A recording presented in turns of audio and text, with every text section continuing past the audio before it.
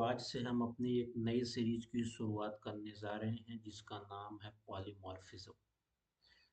तो आज हम देखेंगे पॉलीमॉर्फिज्म होता क्या है, उसके डेफिनेशंस को देखेंगे, उसके टाइप्स को देखेंगे। आज हमारी बेसिक वीडियो होने वाली है। Let's move on the polymorphism.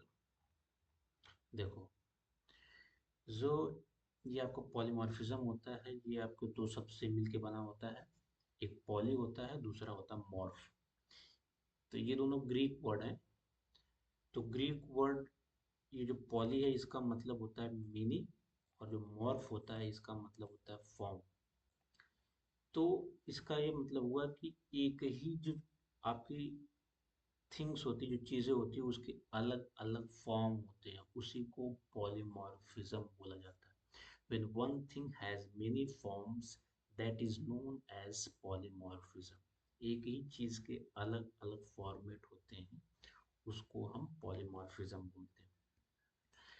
अभी जैसे एक आपका रियल एग्जांपल है। जैसे एक पीके मूवी आई थी आमिर खान की, तो उसमें आमिर खान एक शब्द को बहुत बार बोलता था। अच्छा, अच्छा, मतलब अच्छा शब्द है लेकिन उसको अलग अलग सेंस में बोलता था। देखो, शब्द एक ही है लेकिन उसे अलग अलग हाव भाव से उसे बोलता था। तो एक तरीके से उसको बोल सकते हैं कि ये भी एक पॉलीमॉर्फिज्म का एग्जाम्पल है। अभी देखो इसकी डेफिनेशंस है कि polymorphism is base class pointer can refer to a variety of object। ये बेस क्लास मतलब कि पेरेंट क्लास। ये हमने इनहेरिटेंस में देखा था बेस क्लास और डिराइव क्लास के बारे में। हाँ, तो ये बोल रहा है कि पॉलीमॉर्फिज्म एक बेस क्लास पॉइंटर होता है जो वेराइटी ऑफ ऑब्जेक्ट को रेफर कर सकता है। दूसरी बात लिखी गई है कि polymorphism is the ability of an object to act differently to the same interface. मतलब कि सेम इंटरफेस के लिए एक ही ऑब्जेक्ट अलग अलग तरीके से एक्ट करता है, उसी को बोलते हैं पॉलीमॉर्फिज्म। अब यहाँ पे दो बातें लिखी गई है कि सेम फंक्शन और ऑपरेटर, वो function operator can behave differently depending on the context और ऑब्जेक्ट इट इज यूज्ड। अब कैसे? तो वही बातें लिखी गई, सेम जो ऊपर लिखी गई ये बातें वही लिखी गई। सेम फंक्शन और ऑपरेटर को हम अलग अलग तरीके से यूज करते हैं। वो डिपेंड करता है कि वो आपका ऑब्जेक्ट के, आपका जो कॉन्टेक्स्ट क्या है, मतलब उसको कैसे आप यूज करते हो। उसके बाद फिर लिखी गई है कि अचीव थ्रू फंक्शन ओवरलोडिंग। सो हम यहाँ पे जो पॉलीमॉर्फिज्म है, तो ये जो है मतलब कि ये जो इवेंट होती है आपके फंक्शन ओवरलोडिंग या फिर operator overloading, operator over function overriding, so इन सब चीज़ों में ये चीज़ें देखी जाती है जो पॉलीमॉर्फिज्म का केस है। तो हम इसको अपने आने वाली वीडियो में देखेंगे कि फंक्शन ओवरलोडिंग क्या होता है, ऑपरेटर ओवरलोडिंग क्या होता है, फंक्शन ओवरराइडिंग क्या होता है। अ, तो ये चीज़ें हैं, ठीक है, डिफिनेशन हो गया। तो देखो मैंने यहाँ पे एक एग्जांपल लिखा है, एक छोटा सा, ये आपको अच्छे से थोड़ा सा आप इसे विजुलाइज कर पाओगे।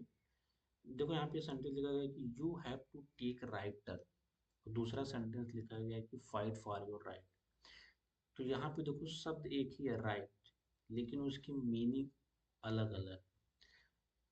पहले सेंटेंस में ये लिखा गया है कि you have to take right turn, मतलब कि आपको दाहिने साइड में मुड़ना है। और जो दूसरा शब्द लिखा गया फाइट फॉर योर राइट, मतलब अपने अधिकार के लिए लड़ो। तो यहाँ पे राइट का मतलब है दाएं, और यहाँ पे राइट का मतलब है अधिकार। तो शब्द एक ही है लेकिन उसकी मीनिंग अलग अलग है। तो एक तरीके से इसको भी समझ सकते हैं कि ये भी एक पॉलीमॉर्फिज्म का एग्जाम्पल है। ठीक है, अब देखते हैं टाइप्स ऑफ पॉलीमॉर्फिज्म। तो टाइप्स ऑफ पॉलीमॉर्फिज्म हमने प्रीवियस वीडियो में देखा था, एसएमए और डीएमए। एसएमए जो होता है स्टैटिक मेमोरी एलोकेशन, ये आपका कंपाइल टाइम पे आपकी मेमोरी एलोकेट होती है। और जो डीएमए होता है डायनेमिक मेमोरी एलोकेशन, ये रन टाइम। सो कंपाइल टाइम पे जो आपका पॉलीमॉर्फिज्म होता है उसे बोलते हैं स्टैटिक पॉलीमॉर्फिज्म, और जो रन टाइम पे होता है उसे बोलते हैं डायनेमिक पॉलीमॉर्फिज्म। तो ये बेसिकली दो टाइप हो गए आपके। अब इन्हीं दो टाइप के बारे में हम देखेंगे आने वाली वीडियो में। और ये देखो एक डायग्राम हमें मिला तो हमने यहाँ पे सोचा कि दिखा दें। तो देखो पॉलीमॉर्फिज्म के दो टाइप है, एक कंपाइल टाइम और रन टाइम। और कंपाइल टाइम में आपको दो चीज़ें पढ़नी होंगी। ये आपका जो फंक्शन ओवरलोडिंग होता है, जो ऑपरेटर ओवरलोडिंग होता है, ये आपका कंपाइल टाइम में हैपन होता है। और ये जो आपका फंक्शन ओवरराइडिंग जिसे हम वर्चुअल फंक्शन भी बोलते हैं, ये आपका रन टाइम में हैपन होता है। तो ये पॉलीमॉर्फिज्म का बेसिक टाइप का। सो आज की वीडियो में हम इतना ही रहने देते हैं। नेक्स्ट वीडियो में हम एक एक करके देखेंगे कि कंपाइल टाइम में जो आपका फंक्शन ओवरलोडिंग होता है उसके एग्जांपल्स को देखेंगे और उसके कोड को भी देखेंगे। फिर ऑपरेटर ओवरलोडिंग क्या होता है, उस तरीके से वर्चुअल फंक्शन या फिर फंक्शन ओवरराइडिंग क्या होता है, सबको देखेंगे एक एक करके। सो आज के लिए इतना ही रखते हैं। Thank you.